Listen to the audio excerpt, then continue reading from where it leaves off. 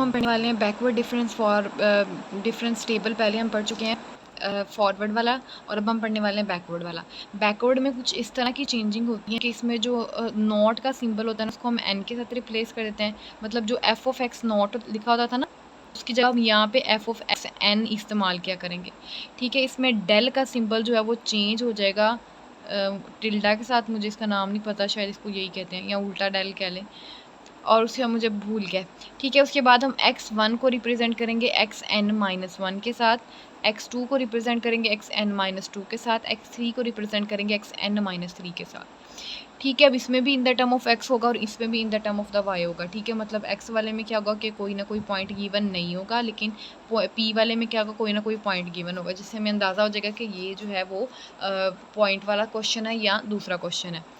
ठीक है, पॉलिनोमियल वाला क्वेश्चन है। अगर उसने सवाल में कहीं पॉलिनोमियल का वर्ड यूज़ कर दिया है, ये था मुझे वर्ड जो याद नहीं आ रहा था पिछली वीडियो में, उसमें पॉलिनोमियल का मतलब ये होता है कि आपने ना ये मतलब एक्स की फॉर्म में आंसर को शो करवाना होता है। ठीक है, मतलब जिसमें पॉलिनोमियल्स हों तो उसको हम कह देते हैं कि ये क्या है, पॉलिनोमियल। तो ये याद रखना है बात। ठीक है, वो उसने ये नहीं बताना कि आप इसको पी में सॉल्व करेंगे, एक्स में सॉल्व करें, तो ये इन्हीं चीज़ों से आप लोगों ने अंदाज़ा लगाना है, और सारा काम फार्मूले का है। ठीक है, देन जो है ना, आपने अब देखो ये क्वेश्चन दिया हुआ है, इसमें भी हम जैसे पहले टेबल बनाते थे ना, वैसे सिंपल टेबल बना लेना है। दोनों को लिख के इसमें से इसको माइनस करके यहाँ, इसमें माइनस करके यहाँ, इसमें से इसको माइनस करके यहाँ। ठीक है, सिंपल टेबल बना लिया। ज़रूरी नहीं है कि यहाँ पे ज़ीरो ही बचे। ठीक है, तो लेकिन ये आपने करना तो तब तक। अब देखो इसमें तो एक ही टर्म बची है ना, 12 बची, इसको हम आगे नेक्स्ट माइनस कर ही नहीं सकते। तो आप लोगों ने ये ध्यान रखना है। ठीक है, जब तक एंड तक हो जाए तो इट्स ओके। ज़रूर इतना बड़ा बनाने की भी ज़रूरत नहीं है, सिर्फ 3 तक बना लें, 4 तक जाए ही ना। ठीक है, अपने डेल मतलब इसको कह लें कि टिल्डा को आगे लेके जाए ना, बस 3 तक बना लें। अब उसके बाद अब देखो इसमें कोई उन्होंने क्या किया है, इसमें था एक पॉइंट गिवन था, एंड ऑल्सो फाइंड द, अच्छा उन्होंने कहा कि एक cubic polynomial F of x निकालें। ठीक है, तो हमने क्या किया कि एक क्यूबिक पोलिनोमियल का क्या मतलब है कि हमने in the term of x करके उसको शो करवाना है। और उसने कहा कि गिवन टेबल में जो आपके पास एंड पे आपका आंसर आ जाए, तो आप लोग उसमें क्या करो, उसमें 2.5 जो उसने वैल्यू दी है उसको गिवन जो है ना पुट करके दिखाओ। तो हम अपने क्वेश्चन की तरफ मूव करते हैं। तो हमने बिल्कुल वैसे लिख लिया। अब उसने पॉइंट कौन सा दिया हमें, 2.5। 2.5 यहाँ पे लाई करता है ना। ठीक है, तो अब आपने जैसे बिल्कुल वैसे अब वैल्यूज देते थे x0 x1 x2, आपने क्या किया, यहाँ से जैसे एफ ऑफ एक्स नॉट की वैल्यू, ये एफ ऑफ एक्स 1 की वैल्यू, 2 की वैल्यू, 3 की वैल्यू।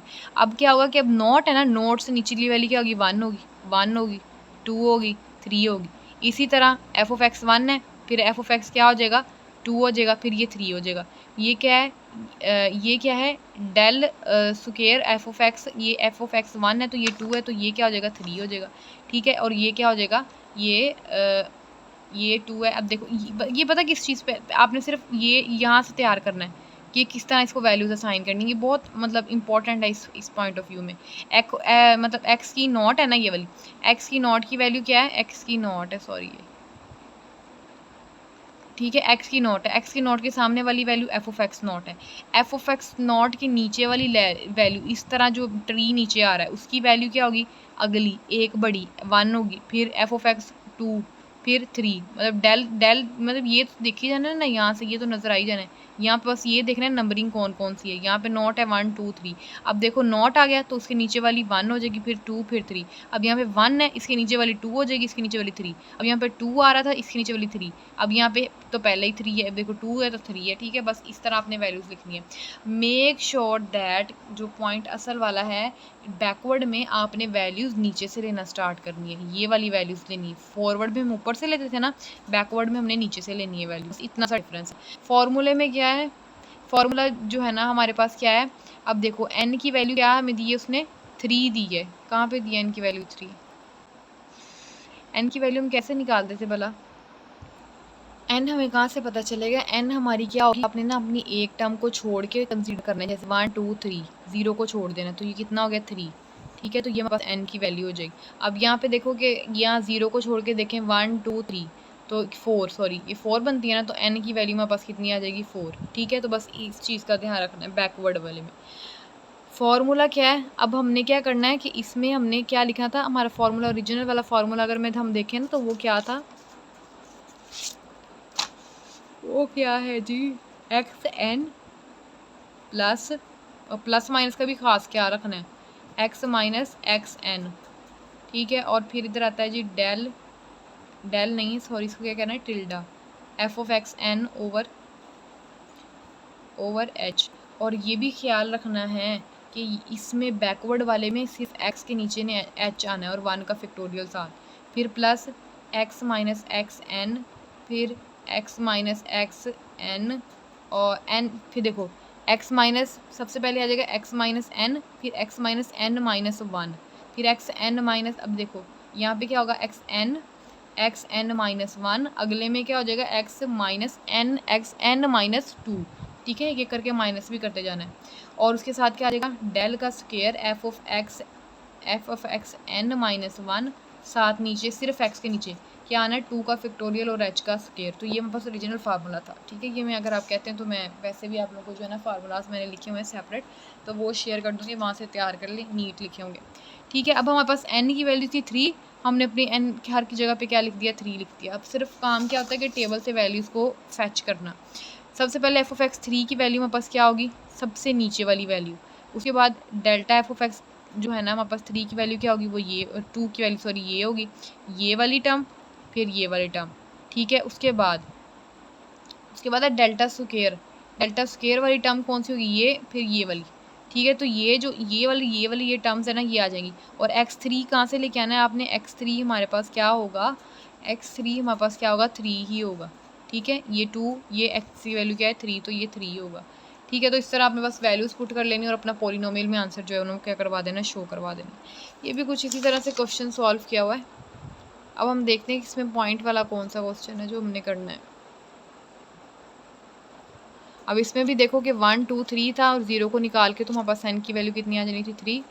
और हाँ एक पॉइंट, अब देखो जो भी हमारे पास पोलिनोमियल निकल आई है ना, उन्होंने कहा था कि आपने लास्ट पे कौन सा पॉइंट पुट करना है 2.5, तो हमने अपने आंसर में x की जगह पे 2.5 पुट किया और अपना आंसर जो है उनको इस तरह से शो करवा दिया, ठीक है जी। किधर है, कोई पॉइंट वाला क्वेश्चन ही नहीं मिल रहा,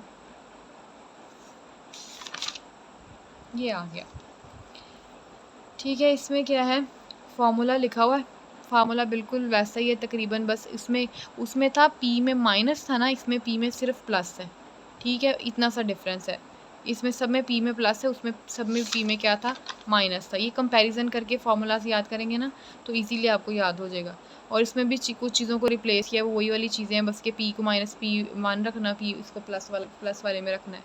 उसके बाद हमें टेबल गिवन है, ठीक है। टेबल वैसे ही बिल्कुल आपने ऐसे लिख के एक स्पेस छोड़ के माइनस करते जाना है, माइनस करते जाना है। पॉइंट उन्होंने हमें गिवन दिया था कि 6.15 पे आपने कोई पोलिनोमियल ढूंढ के दिखानी है, पोलिनोमियल नहीं 6.5 एक पॉइंट दिया हुआ है गिवन, तो उस पर आपने क्या करना है कोई वैल्यू ढूंढ के दिखानी है, ठीक है। वैल्यूज़ इस पर देखनी कि 6.5 पे क्या वैल्यू आती है, 7 पे तो पता चल गया।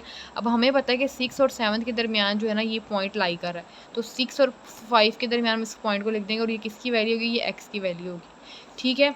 हमने लिख दिया इसको इस तरह से। अब फ़ौरन लिखने के बाद हमें जो है ना इसके p के लिए फार्मूला में पुट करने की ज़ाहिर सी बात है, p के लिए तो चाहिए, p की वैल्यू चाहिए, तो p का फार्मूला वही वाला ही है x minus x naught over n. अब देखो कि हमने बात की थी कि एक्स नॉट की जगह पे आपने क्या लिखना है एक्स एन इस्तेमाल करना है, शुरू से बात करते आ रहे हैं कि नोट की जगह पे आपने इसको एन के साथ रिप्लेस कर देना है, कर दिया। अब एक्स की वैल्यू हमारे पास क्या है, एक्स की वैल्यू हमारे पास 6.5 है, ये वाली 6.5 है। एक्स एन की वैल्यू कितनी है, अब एन हमारे पास कितना है, अब हम एन देखेंगे। हम क्या करते हैं एन के लिए क्या करना होता है कि एक टर्म छोड़ देनी होती है, एक कोई सी भी एक टर्म छोड़ दो, बाकी जितने बचे हैं वो आपकी एन की वैल्यू होती है, ठीक है। तो ये कितने बच रहे हैं, 6 बच रहे हैं, तो मेरे पास एन की वैल्यू कितनी आ जाएगी 6। अब देखना है आप लोगों ने कि x6 की वैल्यू कहाँ पे है, x6 की देखो क्या वैल्यू बनती है, ये मेरे पास आया x आ गया, x नॉट सॉरी, ये x1, ये x2, ये x3, ये x4, ये x5, ये x6, तो ये 7 मेरी x6 की वैल्यू है। अब मैं क्या करूँ कि x मैंने पता चल गया मुझे 6.5 है और x n पता चल गया वो कितना है मेरे पास, x n सॉरी मतलब x6 मेरे पास कितना है, कितना था हमारे पास x6 हमारे पास कितना है 7, तो हम इसको माइनस कर देंगे तो हमारे पास आंसर आ जाएगा। ठीक है, अब in the term of p वाला फार्मूला लगाया हुआ, उसके लिए वैल्यूज़ चाहिए। वैल्यूज़ के लिए ये फार्मूला सिर्फ यही वाला ही है, सिर्फ n की जगह पे क्या किया, 6 को रिप्लेस किया। ठीक है, एफ ऑफ एक्स 6 की वैल्यू क्या है, एफ ऑफ एक्स 6 की वैल्यू इससे अगले वाली होगी, एफ इस 6 के अगले वाली एफ ऑफ एक्स 6, फिर डेल्टा एफ ऑफ एक्स 6, फिर delta square F of x 6, फिर delta cube F of x 6, फिर डेल्टा 4 एफ ऑफ एक्स 6। तो ये वैल्यूज़ आपने उठा के पुट कर देनी है, पी की जगह पे जो भी वैल्यू है, और आपने अपना जो है ना वो आंसर शो करवा देना है। In the term of x भी हो गया, in the term of P भी हो गया। ठीक है, उसके बाद सेंटर पे बात करते हैं थोड़ी देर बाद।